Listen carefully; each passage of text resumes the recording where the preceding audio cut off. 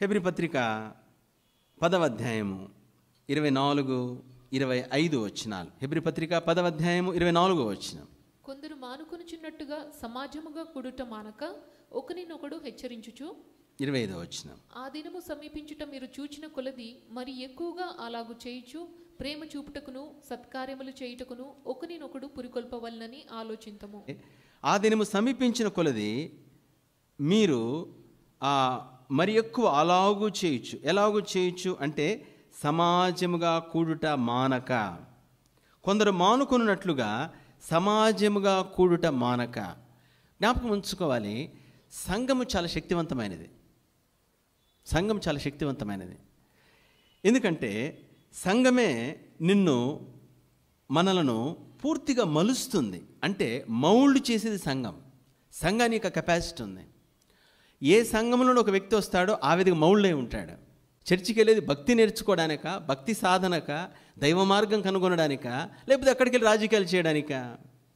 ఇక్కడ లోపల ఏముందో అలా మారుతావు. ఇక్కడ ప్రార్థన గురించి చెప్తే ప్రార్థన పరుడుగా మారుతావు, భక్తి ఉంటే భక్తిగా మారుతావు. లేదా ఇక్కడ రాజకీయాలు ఉంటే నువ్వు ఒక రాజకీయ నాయకుడు అయిపోతావు. కాబట్టి సంఘము నిన్ను మౌల్డ్ చేస్తుంది. కాబట్టి నువ్వు ఏ సంఘంలో ఉండాలో, ఏ సహవాసంలో ఉండాలో జాగ్రత్త చూసుకోవాలి. ఏదైనా పర్వాలేదు అనుకుంటే, ఎందుకంటే అది నిన్ను అలా తయారు చేస్తుంది. అర్థమవుతుందండి? సంఘం చాలా శక్తివంతమైనది. సరైన సంఘం లేకపోతే దానికోసం చూడండి, చెడిపోయిన బిడ్డలు చూస్తే త్రాగుబోతులు, డ్రగ్ ఎడిక్ట్స్, ఆ విధంగా భయంకరమైన వేషలతో తిరిగేవారు, ఆ విధంగా భయంకరమైన త్రాగుబోతులు, తిరుగుబోతులు చూస్తే ఎందుకు వాళ్ళు అలా అయ్యారు అంటే వాళ్ళ సహవాసము. రే వాడితో తిరుగుతున్నాడు రా, జాగ్రత్త తండ్రి, జాగ్రత్త, నీ కొడుకుని జాగ్రత్త పెట్టుకో, వాడితో తిరుగుతున్నాడు. ఏమి తిరిగితే వీడు అలా అయిపోతాడు. నీ కూతురు పలానాడితో తిరుగుతుంది, లే పలానా అమ్మాయితో తిరుగుతుంది. ఏమి తిరిగితే ఆమె నేను మార్చేస్తుంది. Fellowship very powerful. మనిషి ఫెలోషిపే మనల్ని మౌల్డ్ చేస్తుంది అన్నమాట. కాబట్టి సంఘము చాలా శక్తివంతమైనది. ఏమిటంటే నిన్ను అలా మలుస్తుంది. జస్ట్ మనసు చాలు, మనసు అంతే. కాబట్టి నీ సంఘములో క్రమశిక్షణ, దైవ మార్గం బోధించి, రాజకీయాలు లేకుండా, ఇక్కడ పాలిటిక్స్ లేకుండా, వేరే ఆ విధంగా యాక్టివిటీస్ లేకుండా సంఘం నడపడం చాలా కష్టమైన విషయం. ఎందుకంటే ప్రతివాడు ఏదో దాన్ని దింపాలని చూస్తాడు. వాడి గురించి, వీడి గురించి, ఆ అమ్మాయి గురించి, ఆ అబ్బాయి గురించి, ఆ ప్లాట్ గురించి, ఈ ప్లాట్ గురించి, ఈ రియల్ ఎస్టేట్ గురించి, ఆ రియల్ ఎస్టేట్ గురించి, ఇద్దరు కలిస్తే మూడో వారి గురించి, ముగ్గురు కలిసి నాలుగో వారి గురించి, ఈ అంత కలగూరు కంప లేదా గబ్బు కంపు ఆ దరిద్రం అంతా ఉంటుంది.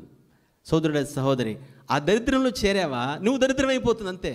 నువ్వెంత భక్తుడు అయినా నీ సహవాసాన్ని మార్చేస్తుంది. కాబట్టి సహవాసం సంఘం. కాబట్టి సంఘమే నేను పూర్తిగా మారుస్తుంది. ఒక ఆత్మీయంగా ఉంటుంది, లేదా శరీరానుసారంగా మారుతావు. అలానే నిన్ను రాకడకై సిద్ధపరిచేది, నిన్ను మౌల్డ్ చేసేది శక్తివంతమైనది సంఘం. కొంచెం కష్టమైన ఇబ్బంది అయినా నేను వెళ్ళిపోతాను, నువ్వే నష్టపోతావు. ఎంతమంది వ్యభిచారులు అయిపోయారండి, వెళ్ళిపోయి రెడ్ హ్యాండెడ్ దొరికిపోయారు. బ్రదర్, రెడ్ హ్యాండెడ్ దొరికాడు వ్యభిచారంలో. మేము పట్టుకున్నాము, పోలీసు తీసుకు లాక్కి వెళ్ళి స్టేషన్ నుండి ఫోన్ చేశారు. వ్యభిచారుడు ఎవడు? పరిచారకుడు. ఎంత సిగ్గు, అంత అవమానం, ఎంత లజ్జల లేని విషయం. ఎందుకని ఇమడలేడు?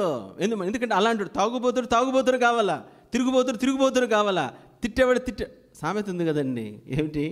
వాగే నోరు ఆగదు, తిరిగే కాలు మళ్ళీ ఎత్తుక్కుంటుంది అనమాట. నీకు కావాల్సింది అయితే నీకు కావలసింది ఇక్కడ పెట్టడం కాదు, నిన్ను సరైన విధంగా, ఇష్టమున్నా కష్టమున్నా, నీకు బాధ అనిపించిన ఏమైనా నిన్ను మలచడానికి, సరైన దారిలో పెట్టడానికి సరైన సంఘము నీకు అవసరము. సంఘం శక్తివంతమైనది. సంఘం నిన్ను మలుస్తుంది. దేవుడు నీకు ఇచ్చిన సంఘాన్ని నీవు పోగొట్టుకోబాకు.